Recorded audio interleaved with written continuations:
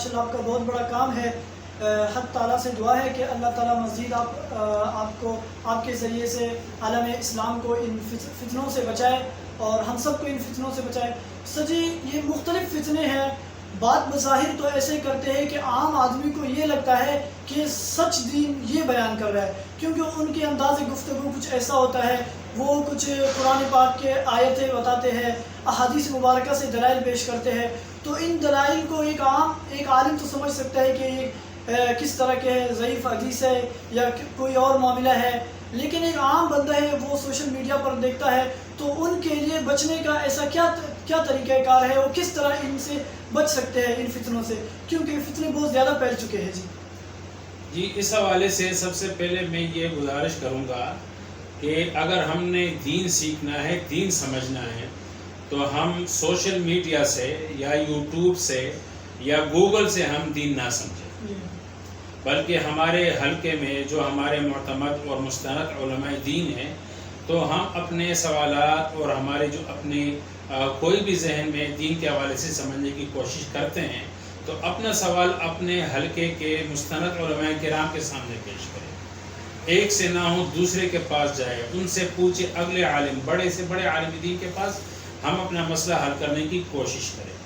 تو سب سے پہلے میں یہ گزارش کروں گا کہ دین کو اگر سمجھنا ہے تو سوشل میڈیا سے یا یوٹیوب سے، یوٹیوب کے چینلوں سے نہ سمجھا جائے، بلکہ آپ کے حلقے میں جو عالم دین ہے تو ان سے مشورہ کیا جائے، اپنا سوال پیش کیا جائے. اگر وہ حل نہ کر سکے تو نہ سمجھے کہ اس سوال کا جواب نہیں ہے، بلکہ اس سوال کا جواب ہوگا، لیکن ضروری نہیں کہ ہر عالم کے پاس ہر سوال کا جواب ہوگا، بلکہ جو مسئلہ آپ کو درپیش ہیں تو ان کے ایکسپرٹ کو ڈھونڈا جائے اور ان کے ایکسپرٹ سے جو ہے نا پوچھا جائے خود جا کر، اس لیے کہ یہ ہمارا مسئلہ دین کا ہے، ایمان کا ہے، ہماری آخرت کا ہے. تو ظاہر ہے ہم اپنے دنیاوی مسائل کے لیے کتنی کوشش کرتے ہیں، جب تک مسئلہ حل نہ ہو تو ہم اپنے سورسز کو استعمال کرتے ہیں. تو اس طرح ہم اپنے دین اور ایمان کی حفاظت کے لیے بھی جتنی ہماری قدرت ہو تو سورسز ڈھونڈے اور اس کو حل کرے، اور حل نہ ہو تو اس کا انتظار کرے. وقت آنے پر ضرور اگر طلب صادق ہو، سچی طلب ہو، تو اللہ تعالیٰ ضرور رہنمائی کرے گا، اور کسی ایسے عالم دین سے یا کسی ایسے دیندار پروفیسر سے، اور اسی طرح دینی ذہن اور مذہبی ذہن رکھنے والے کسی ایسے ایکسپرٹ سے آپ کی ملاقات کرائے گا جو آپ کے سوال کو حل کرے.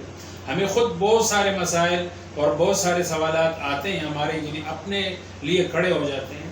میں آپ کو بتاؤں کئی مسائل ایسے ہیں، سوالات ایسے ہیں جو ہمیں 2 سال بعد جا کر حل ہوا، لیکن اس کی وجہ سے ہم نے نہ اسلام کو کمزور سمجھا، نہ یعنی اس حوالے سے ایمان کو ہم نے جو ہے ناقص سمجھا، نہ قرآن کو ناقص سمجھا، نہ کسی عالم دین کو ہم نے جو ہے ان کی تحقیر کی کہ ان سوالوں کا ہمیں جواب کیوں نہیں دے رہے ہیں. بلکہ بھائی موقع پر اللہ تعالیٰ ضرور اگر طلب صادق ہوں تو رہنمائی کریں گے، اور ہر سوال کا جواب ہوتا ہے. رحمۃ اللہ. استاد جی آپ نے بتایا کہ علماء کرام سے ہی دین سیکھنا چاہیے، پھر بھی بہت سارے لوگ ہیں، جیسے ابھی میں دیکھ کر آیا ہوں انجینئر مرزا صاحب کے ابھی 2 ملین فالوورز ہیں، اور اسی طرح دیگر جو ہے ان کے بہت سارے فالوورز ہیں. تو علماء کرام جو ہے اس وقت سوشل میڈیا پر کام کر رہے ہیں، مختلف جو دیندار طبقہ ہے وہ کام کر رہے ہیں ماشاءاللہ سوشل میڈیا پر. تو ان کو آپ کیا پیغام دینا چاہیں گے کہ وہ کیا کرے، اور ان ملحدین کے خلاف وہ کیا کر سکتے ہیں اور ان کو کیا کرنا چاہیے؟ دیکھیے اس حوالے سے میں یہ کہوں گا کہ بعض جو لوگ ہوتے ہیں، کسی ڈاکٹر یا انجینئر نا، یعنی عالم دین مستند نہیں ہوتے، تو ہمیں جو ہے نا دین والوں سے، علماء سے سیکھنا ہے. انجینئرنگ ہم نے انجینئرنگ کالج سے سیکھنا ہے. میڈیکل اگر ہم نے سیکھنا ہے تو ہم میڈیکل کالج یا میڈیکل پروفیسر سے ہم نے سیکھنا ہے. اکنامکس ہم نے سیکھنا ہے تو کسی مطلب اکنامکس اور معاشیات کے ماہر سے ہم نے پوچھنا ہے اور سمجھنا ہے. تو دین ہم جو ہے نا وہ دین والوں سے، جنہوں نے اپنے زندگی اس کے لیے وقف کی ہے اور سمجھ حاصل کی ہے اور مختلف مطالعے کیے ہیں، انہوں نے مختلف فکروں کا انہوں نے تقابل کیا ہے، تو ان سے سیکھا جائے. باقی یہ کہ ایک دوسری بات میں یہ بتا دوں کہ بعض دفعہ ایسا ہوتا ہے کہ کسی زمانے میں کوئی بعض چیزیں جو ہے نا وہ ایک معیار بن جاتی ہے، اور ایک مطلب یوں سمجھے کہ وہ ایک کی ورڈ بن جاتے ہیں کہ جو مشہور الفاظ ہوتے ہیں.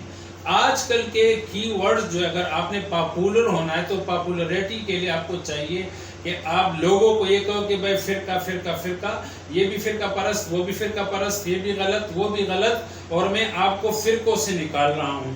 تو ہمارا جو تجربہ ہے، یہ جو فرقہ فرقہ کھیلتے ہیں نا، یہ خود اپنے ایک فرقہ بنا لیتے ہیں، فالوز بنا لیتے ہیں، اور پھر ایک تیسرا فرقہ بن جاتا ہے.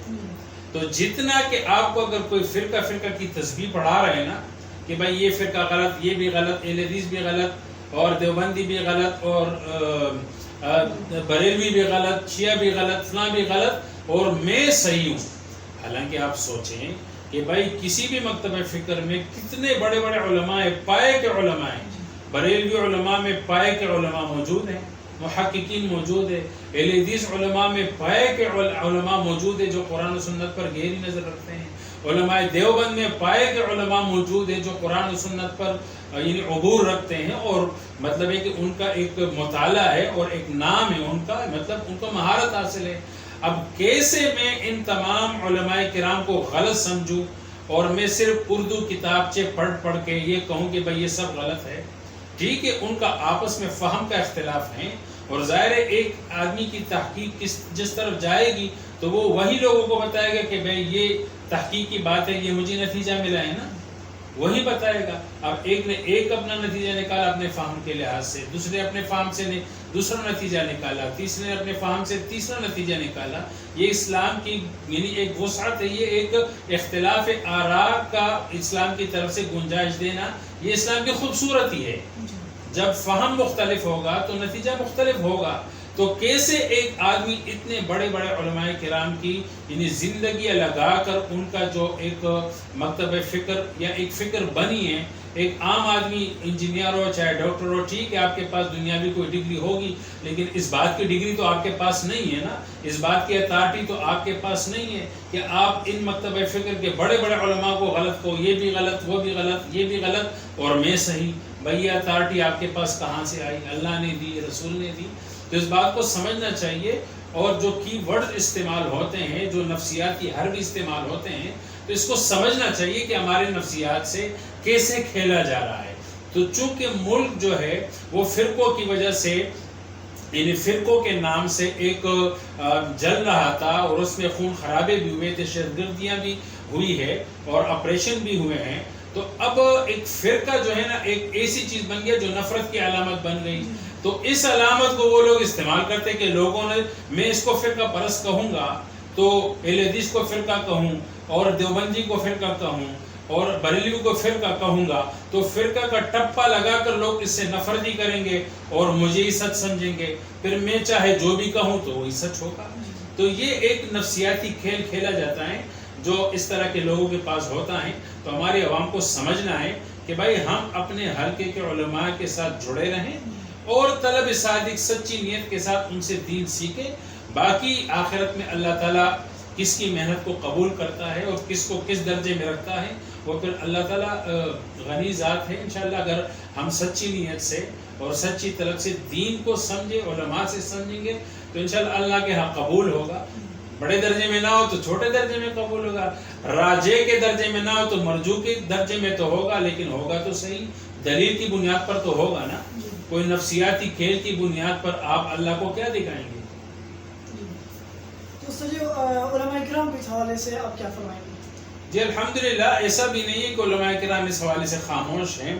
بہت سارے علماء کرام ہیں جو سوشل میڈیا پر آئے ہیں